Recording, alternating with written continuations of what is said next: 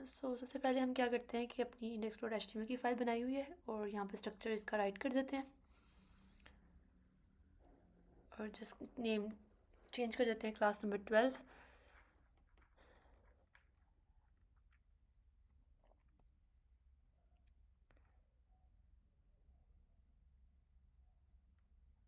Next आज हमारे पास जो है वो हमने अपनी बैकग्राउंड इमेज लगानी है। उससे पहले मैं आपको बताऊंगी कि इमेज टैग हम कैसे यूज़ करते हैं।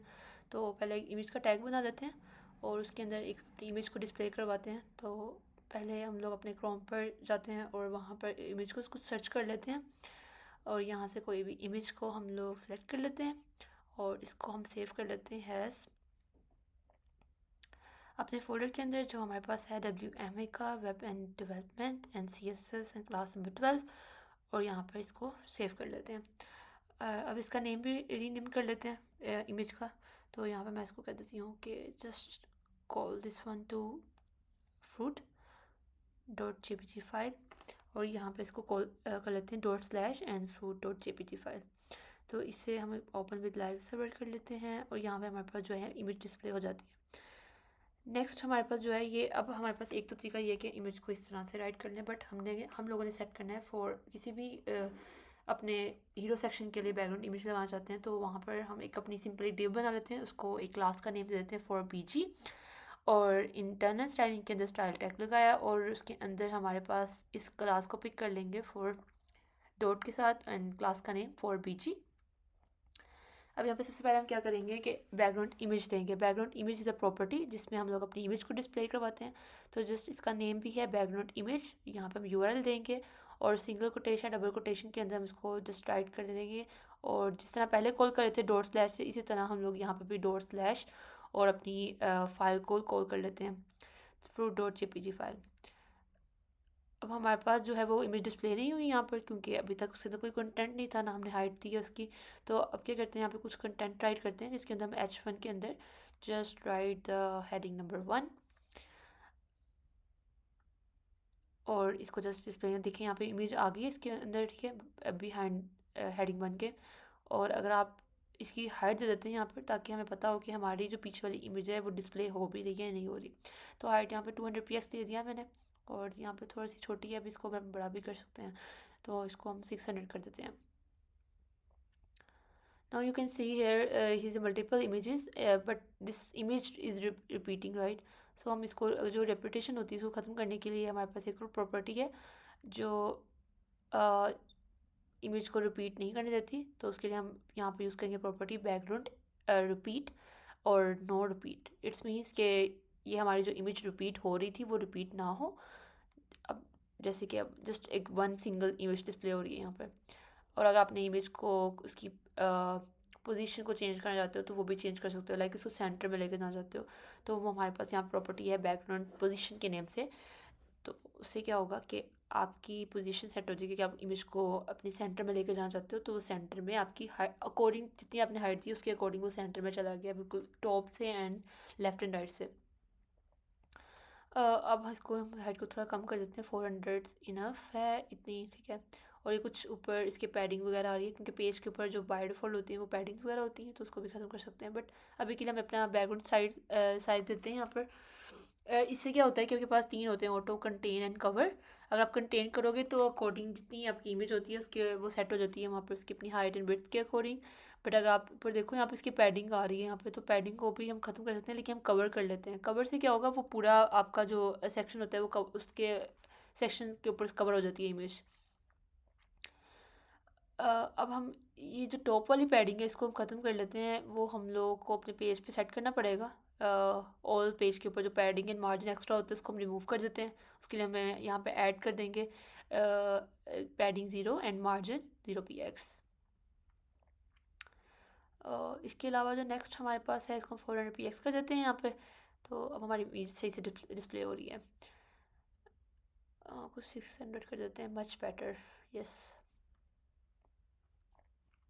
अगर आपने अपनी हेडिंग के पीछे बैकग्राउंड कलर लगाना है तो हम लोग जस्ट उसको H1 को पिक करेंगे। H1 को पिक करने के बाद इस पर बैकग्राउंड कलर लगा सकते हैं ऑफ कोर्स। तो यहाँ पे कोई भी कलर पिक कर लेते हैं और ये आपके पास यहाँ पे इसका बैकग्राउंड कलर भी डिस्प्ले हो गया है फॉर हेडिंग के लिए। तो ये इस पर कोई इफेक्ट नहीं करेगा कि आपकी इमेज जो है हाइड नहीं करता, बल्कि आपको जिस टेक्स्ट के ऊपर होता है उसी पे कलर दे देता है। और आपको पता है कि टेक्स्ट अलाइन जो है वो सेंटर हो गया हमारे पास यहाँ पे। कुछ पैडिंग भी दे देते हैं इसके अंदर। जब आप 4 PG को कुछ पैडिंग देंगे तो वो टॉप से क्या होगा कि आपकी हेडिंग नीचे की तरफ आ गई है। उसके बाद जो नेक्स्ट प्रॉपर्टी है हमारे पास है वो है कि इसकी ओपेसिटी आप कम कर सकते हो। मतलब कि आपको पता है इमेजेस की जो कलर होता है उसको थोड़ा लाइट करना है आपने, तो उसके लिए हमारे पास प्रॉपर्टी का नेम है ओपेसिटी। ओपेसिटी से क्या होगा कि वो पॉइंट्स में होती है, 0 पॉइंट समथिंग, अगर 0.2 दी है तो बहुत लाइट होगी। 0.5 मीन्स 50% है और 1 मीन्स 100% है। तो ये अगर हम यहाँ पे 0.5 से दे देते हैं, इसका इट्स मीन कि वो 50% आपकी वो लाइट कम हो जाएगी उसकी इमेज की।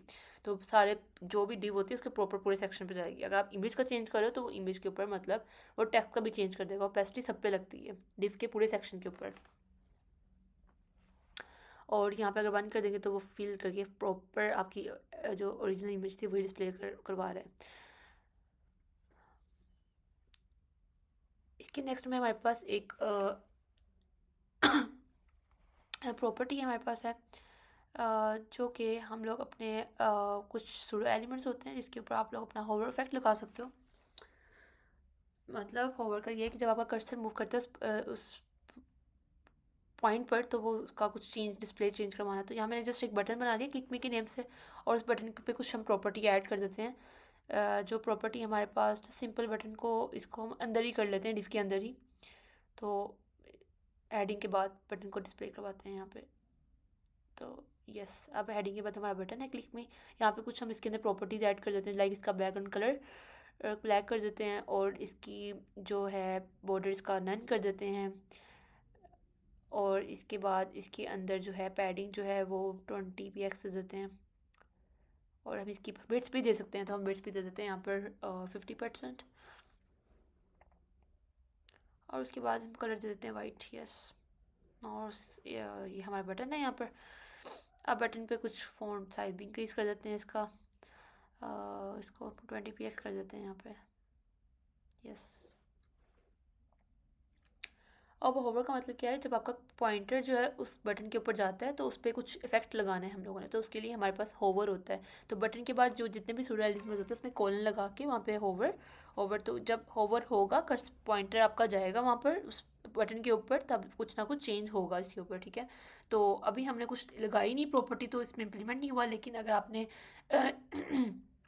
फॉर एग्जाम्पल इसका बैकग्राउंड कलर चेंज करना चाहते हो, इसका कलर फ़ॉन्ट चेंज करना चाहते हो, या कुछ भी प्रॉपर्टी आपने इम्प्लीमेंट करनी है, तो आप इस क्लिक मी मतलब के बटन के ऊपर लगा सकते हो, लेकिन होवर करने के बाद।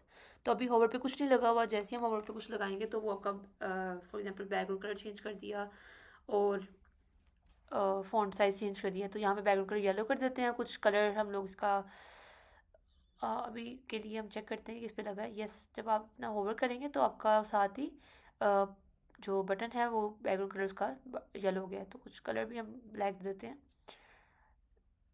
यस, सो इसके बाद क्या होगा, आपका जैसे ही ओवर हुआ तो आपका वो बैकग्राउंड कलर येलो हो गया और टेक्स्ट का कलर भी चेंज हो गया।